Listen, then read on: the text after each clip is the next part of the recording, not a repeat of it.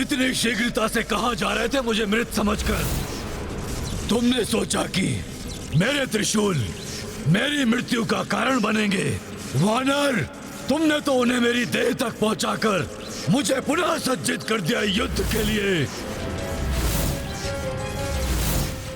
कदाचित कहीं पहुंचने की शीघ्रता में तुमने ध्यान ही नहीं दिया।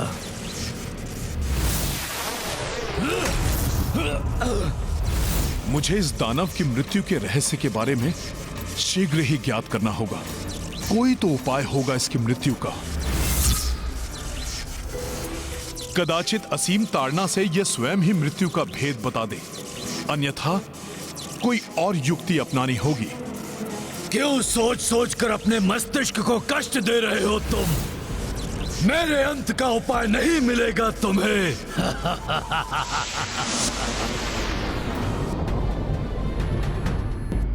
ये अब कहां चला गया? अश्व को तुम बालकों ने बंदी बनाया है।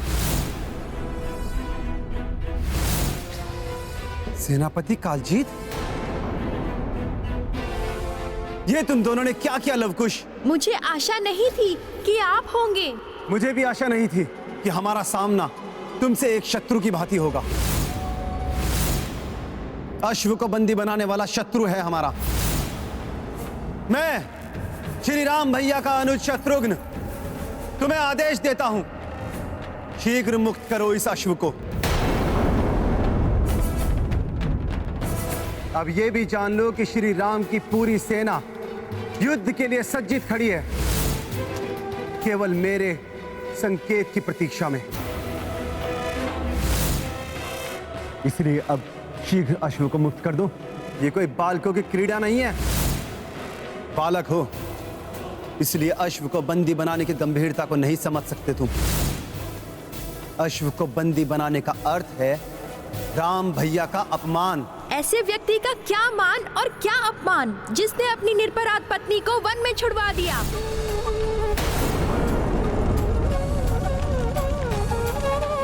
अबोध बालक हो तुम। स्थिति की जटिलता को नहीं समझ सकते। बहुत बड़ा कारण था जो भैया राम ऐसा करने को विवश हुए, किंतु उसके पश्चात उन्होंने भी अपने समस्त सुखों का त्याग कर दिया। तो जाकर माता सीता को ढूंढिए, उन्हें कहिए ये सब। ना जाने वन में कहां कहां भटक रही होंगी वो। कैसे कैसे कष्ट सहन करने पड़ रहे होंगे उन्हें। बस बस,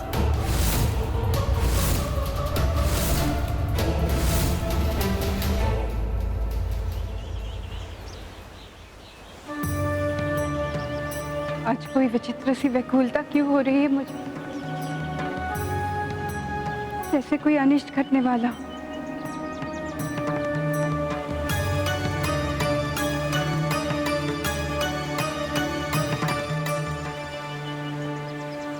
बहुत समय से लवकुश भी नहीं दिखाई दे रहे हैं। कहाँ गए वो दोनों? ढीठता छोड़ो बालको। भैया राम के अश्वमेध यज्ञ का अश्व है ये। शीघ्र मुक्त करो इसको, अन्यथा कहीं ऐसा ना हो कि तुम्हें दंडित करने का निर्णय लेना पड़ जाए मुझे। शत्रुघ्न जी, आपके किसी निर्णय से भयभीत नहीं होने वाले हम। अश्व को मुक्त करने के लिए नहीं पकड़ा है हमने। रही बात श्री राम की सेना की, तो इतना समझ लीजिए कि माता सीता के त्याग के पश्चात श्री राम ही नहीं, उनकी सेना भी श्रीहीन विजयहीन हो गई है। कदाचित श्री राम को भी इसका आभास हो चुका होगा अब तक। बस, अबोध बालकों को इतनी बड़ी बड़ी बातें शोभा नहीं देती। अपनी मर्यादा में रहकर बात करो बालको। मर्यादा तो उन्होंने तोड़ी है जिन्हें सब मर्यादा पुरुषोत्तम कहते हैं। हमें ना उनसे भय लगता है और ना ही उनकी सेना से।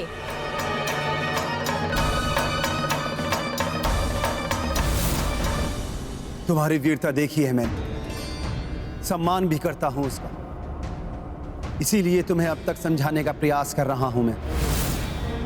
एक बार सेना को पराजित करके कुछ अधिक ही आत्मविश्वास में आ गए हो तुम दोनों। कहीं ऐसा ना हो कि यही आत्मविश्वास तुम्हें। समझाना छोड़िए, बाण चलाइए अपना, या फिर मेरे बाणों का प्रत्युत्तर दीजिए।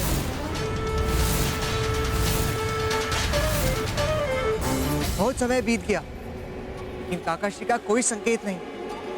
क्या करूं मैं? संभालिए अपना धनुष।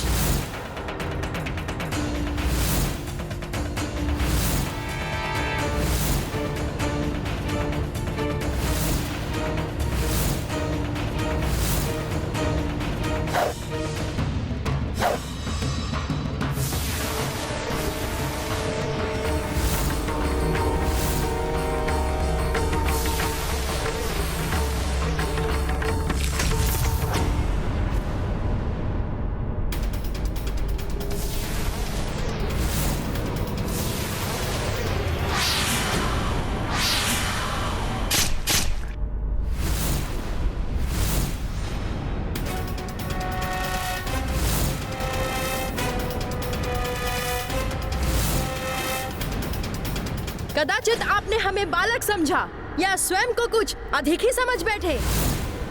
जो भी है उसे छोड़िए। श्री राम का अपमान हुआ है ना, तो जाइए और उन्हें भेजिए हमारा सामना करने के लिए। बस!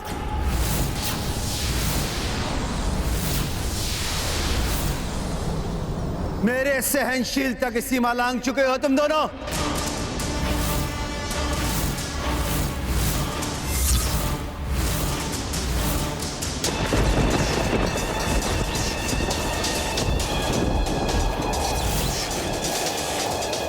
बाल को कांत करना मेरे लिए उचित नहीं, किंतु कदाचित तुम आहत हुए बिना मानोगे नहीं।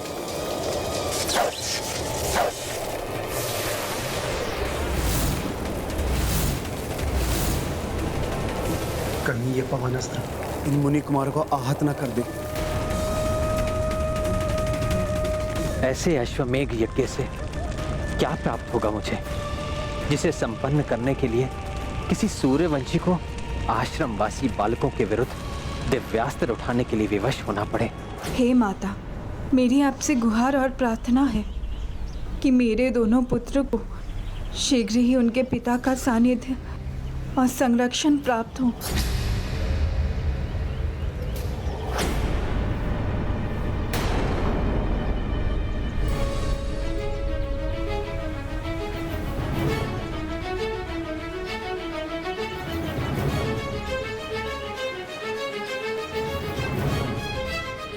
ये दीपक की ज्योति क्यों विचलित हो रही है?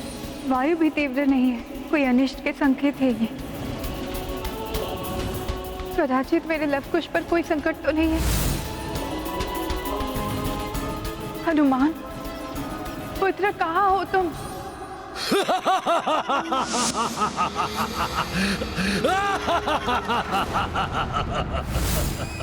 अब इसे कहीं और भागने नहीं दूंगा मैं।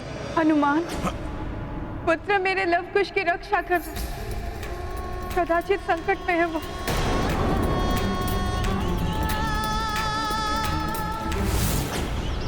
कभी अश्व पर संकट का आभास हो रहा है मुझे, तो कभी लवकुश को संकट से बचाने के लिए कहती हुई माता सीता की गुहार सुनाई दे रही है मुझे।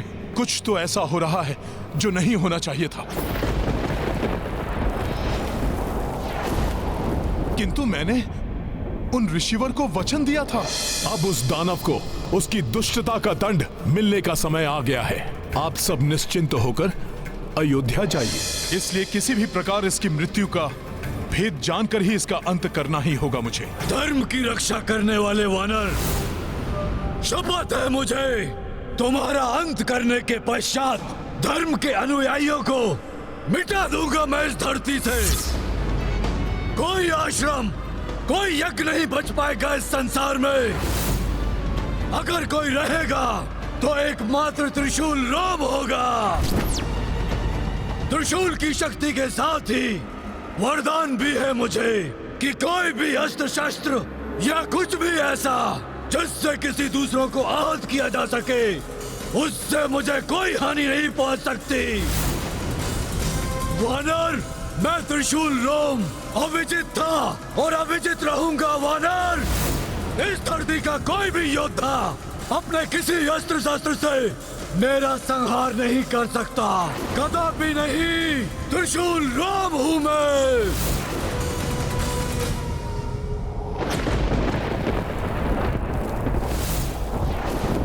बुरे का अंत होकर ही रहता है त्रिशूल रोम। प्रभु श्री राम की कृपा से तुम्हारी मृत्यु का कोई न कोई उपाय ढूंढ कर मैं तुम्हें वैदिक यज्ञादि में विघ्न डालने से और धर्म पालकों को पीड़ा पहुंचाने से रोक कर ही रहूंगा। अवश्य ही कोई असाधारण दिव्य वानर है, कदाचित मेरी भलाई यहां से भागने में ही है। सखा,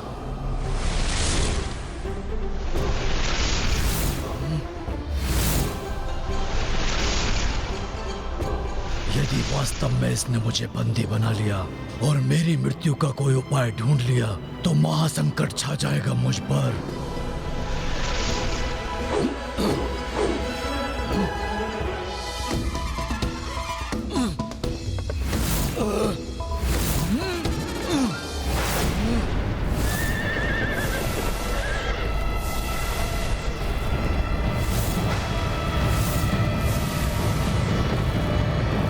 लव, तुम शत्रुघ्न जी पे अपना ध्यान केंद्रित करो, उन्हें रोको। मैं उनके इस पवन अस्त्र का कोई उपाय करता हूँ।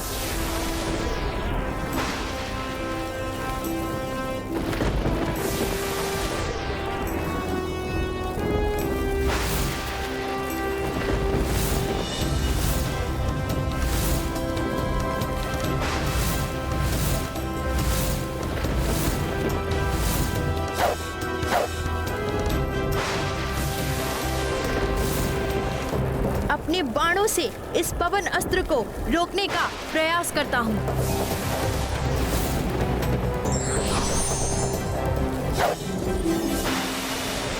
मुझे इसके ऊपर चढ़कर ऊंचाई से शत्रुघ्न जी पर अपने बाण लक्षित करने चाहिए।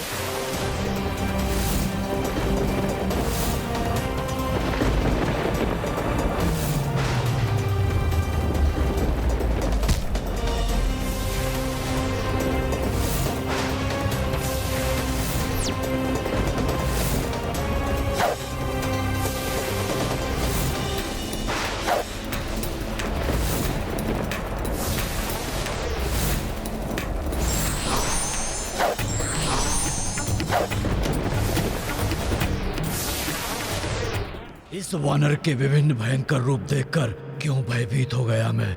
मेरे वध का तो कोई उपाय ही नहीं। ये तो क्या कोई भी मेरा अंत नहीं कर सकता।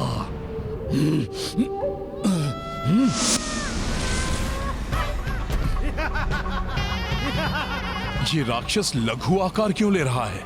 शीघ्रता से लौटने के लिए तुम तत्पर हो गए वानर, किंतु मुझे शीघ्रता नहीं है। यदि तुम मेरा अंत चाहते हो तो पीछा करो मेरा, ढूंढो मेरे वध का उपाय, अन्यथा तुम्हारे साथ यहाँ धर्म कर्म और यज्ञ आदि का अंत करूंगा मैं।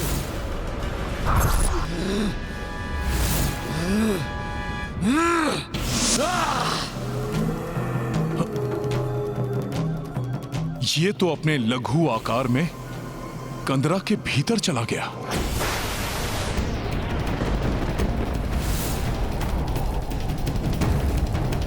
मेरे बाण तो इस पवन अस्त्र के निकट भी नहीं पहुंच पा रहे हैं।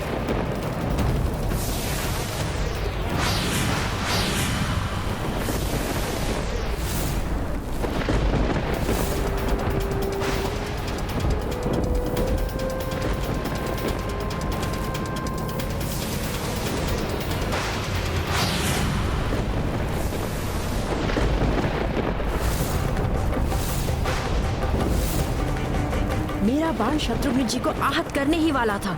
एक और बाण चलाता हूँ।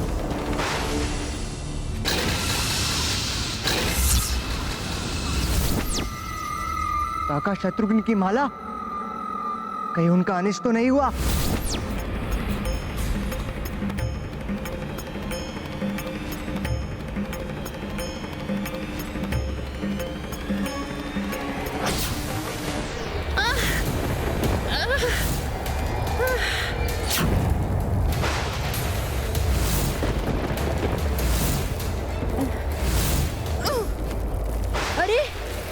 की शक्ति से प्रभावित हो रहा है कुश।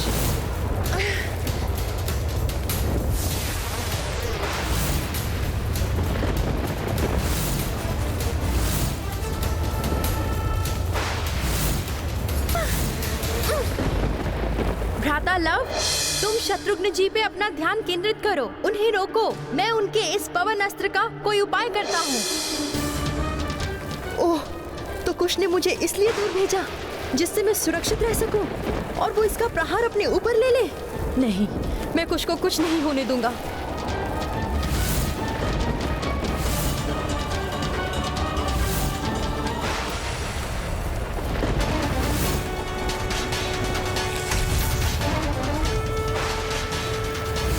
कुश, कुछ नहीं होगा तुम्हें। कुश, हट जाओ।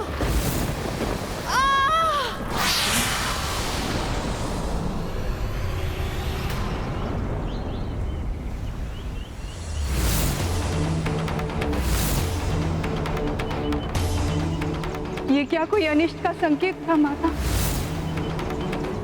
जो पुष्प मैं आपको समर्पित करने वाली थी वो उड़कर दूर क्यों चला गया?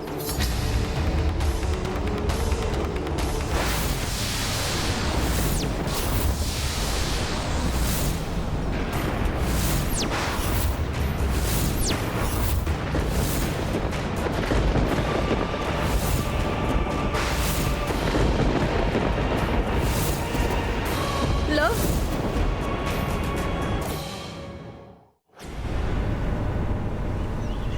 पुत्र,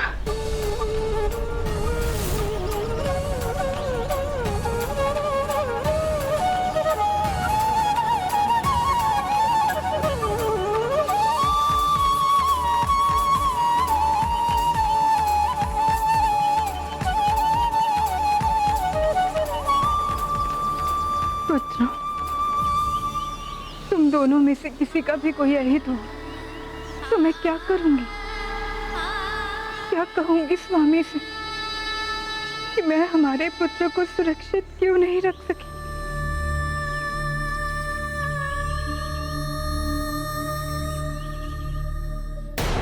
अश्वमेध यज्ञ का ये परिणाम तो नहीं चाहता था मैं। इन दोनों में से किसी को भी घातक आघात लगा तो इनके माता पिता जो भी हो, मैं उन्हें क्या उत्तर दूंगा?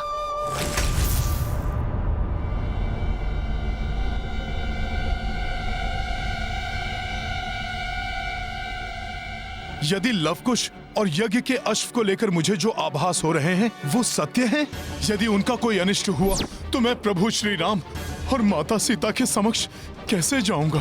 क्या कहूंगा मैं उनसे कि मैं समय पर वहां क्यों नहीं था जहां मेरी आवश्यकता थी?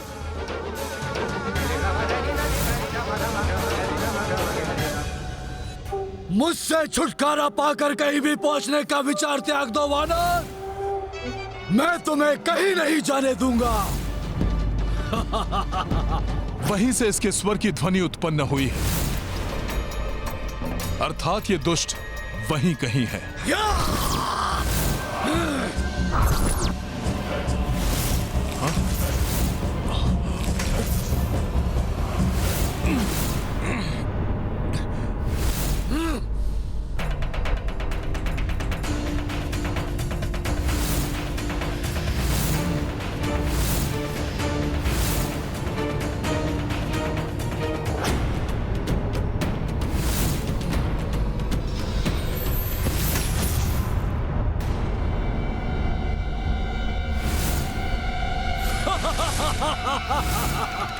ये क्या, तुम्हारा वार तो व्यर्थ हो गया वानर।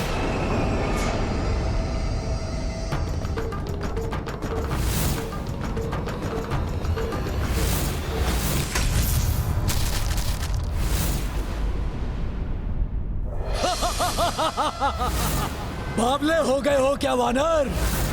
स्फटिक है वो, मैं नहीं।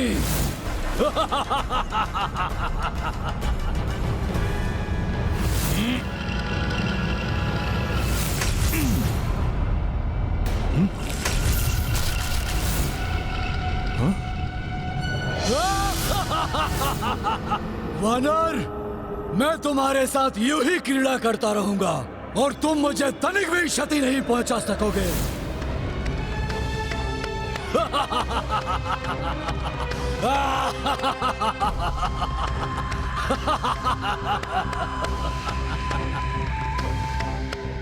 इस राक्षस का प्रतिबिंब तो दिखाई दे रहा है मुझे, किंतु ये स्वयं कहाँ है? वानर, अति आनंदित हो रहा हूं मैं तुम्हारे जैसे वानर के साथ क्रीड़ा कर कर। चलो प्रहार करो। ये गदा प्रहार वाला वानर नृत्य अत्यंत मनोरंजक है मुझे। चलो वानर, प्रारंभ करो।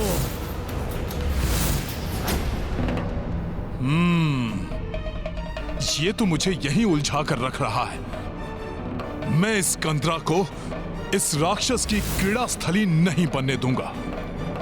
लव, उठो लव, तुम्हें कुछ नहीं होगा। लव उठो।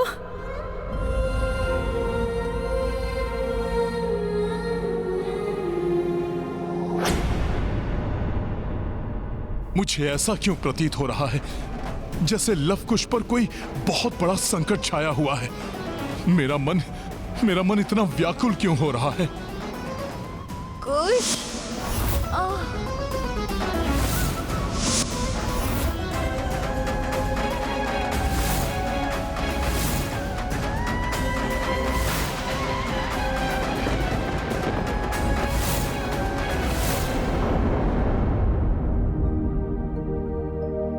ये है रामायण, रामचंद्र गुण धाम की, सब सुधि जन करिए कथा श्रवण श्री राम की। कभी कभी जटिल परिस्थिति व्यक्ति को किंग कर्तव्य विमूढ़ कर देती है, किंतु ऐसे क्षण में भी यदि धैर्य और सूझबूझ से काम लिया जाए तो व्यक्ति उस स्थिति से बाहर आ सकता है।